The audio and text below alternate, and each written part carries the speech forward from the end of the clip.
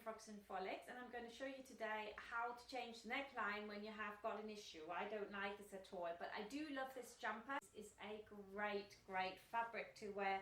It's light and it's warm, and I just love it, just not this.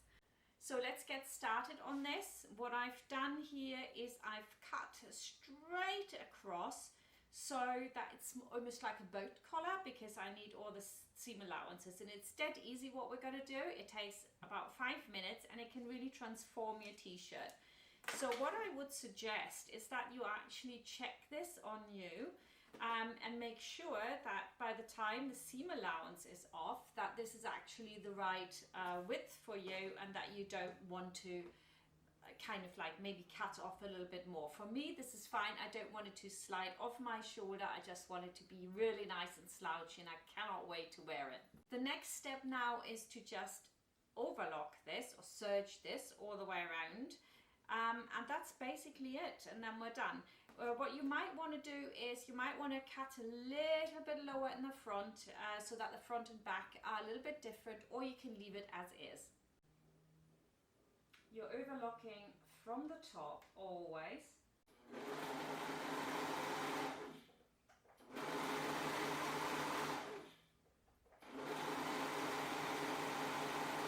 Now I can just top stitch this, and because I want to top stitch from the outside, because the stitches from the outside always look better, what I'm going to do is I'm going to measure it.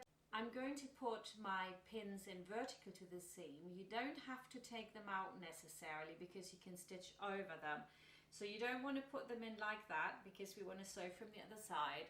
You want to put them in vertical to the seam, and I think this is a really nice width, about 3 centimeters. I'm just going to do this all the way around now. So we're going to fast forward to when I've done this. I've pinned everything, so my next step is to stitch it into place. The one thing I wanted to say is if it's really tight in this area here, what you can do with the fabric that's left over, in my case it's a whole collar, I could cut myself a triangle like this, or just really, you know, nothing brilliant about this. If you cut into here, right, I could put this under and then I would just top stitch it, and that would give me the width if I actually needed it. I don't need it here. I am thinking now of maybe putting a little bit of a flower in this one. Oh, we're going to do something exciting in a minute. Right, let's get this stitched in. Wish me luck. I'm going to start over the shoulder. Always start your seam somewhere where they cannot be seen, and obviously you want to catch everything on the underside. So what you want to do is stitch less than that 3 centimeters. I think I'm going to go for 2 here, just to make sure, and if I then need to go a bit further to the outside, yeah, I can do another stitch. You could also do this with a twin needle, and then it would like zigzag the underside and it would clean it up if you don't have an overlocker. You can also do that with a cover stitch, of course. Stitch length, I always extend a little bit. I always think it looks really homemade if you have really tiny little stitches. So you might want to do that too.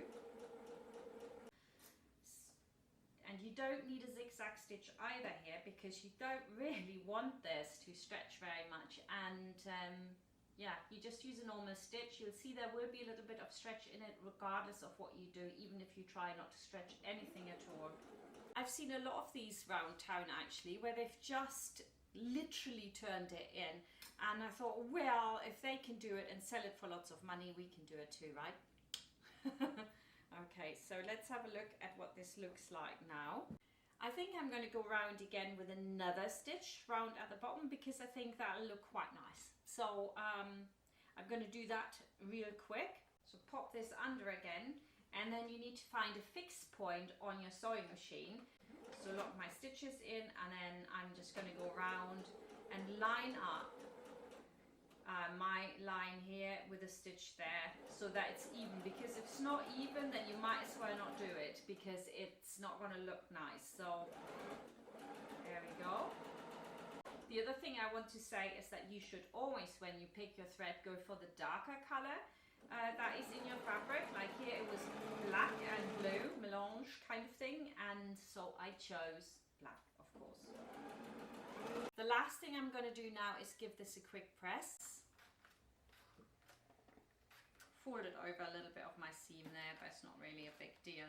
That's a really slouchy number, so I don't really care. I wanted this to be really quick, 5 minutes, at least for you. Me with the filming a little bit longer, but wonderful. I love it. This looks really, really nice. So now, just while I had my little coffee break and tried it on, I actually had a brainwave, and this is it. I thought I'm going to put over a little strip here, and then I'm going to create this little bow. Ain't that the cutest? And I'm just going to wrap around a little bit of fabric here like this, and I think that's going to be like awesome, just on one side, so it looks like a little bit like a rough flower.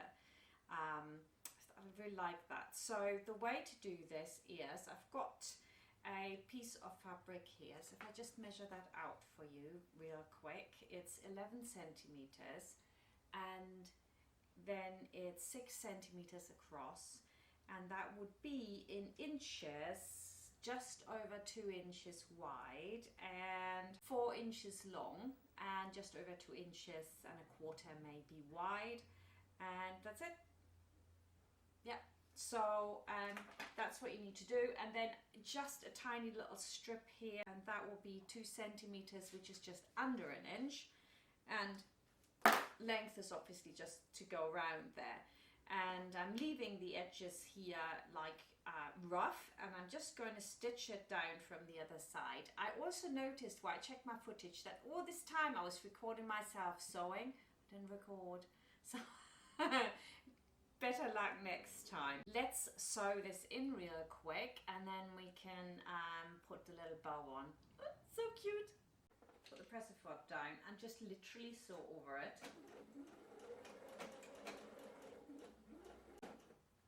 There we go. That was it. We are done.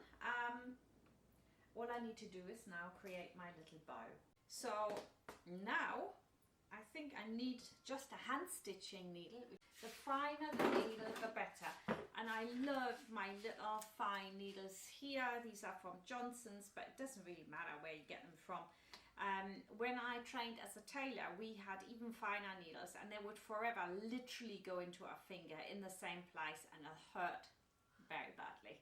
So those might be a little bit too thin for you. They're also used to be like really, really short. Man's tailoring needles are very, very short. They are fantastic though. I've seen Japanese tailors stitch back a collar with that in one of those shows, and I went as an apprentice, and I have to tell you that their motions, how they backstitched this horsehair stuff on it, it was so fast that I could not see the hands move. It's just a blur. They were unbelievably quick and skilled. So nice. But you don't need one that short. You know, this is perfect like that. It's a good size. Okay, so let's put this back here and just sew this on by hand. All I'm going to do is just stitch this down like that. There's really absolutely nothing to it. It doesn't even have to be tidy or anything. I'm just like, you know, as you can see, not the tidiest work. Doesn't really matter. Go up and down a few times. Right. Flop over this part here and then wrap around this part to where you think it's nice. I wouldn't do it too tight. I think it's nicer if it's a bit wider, and then I'll cut this here so I can just hand stitch this into place. I've just pushed it under, so I like it. I think this is a really nice look, and all I have to do now is stitch this in by hand like this. Just a slip stitch. And I'm also going to do this on the other side, so I've just turned it round, and I'm just gonna stitch it up to the top. So cool. Love this. This is such a nice little idea, I think. And that's it.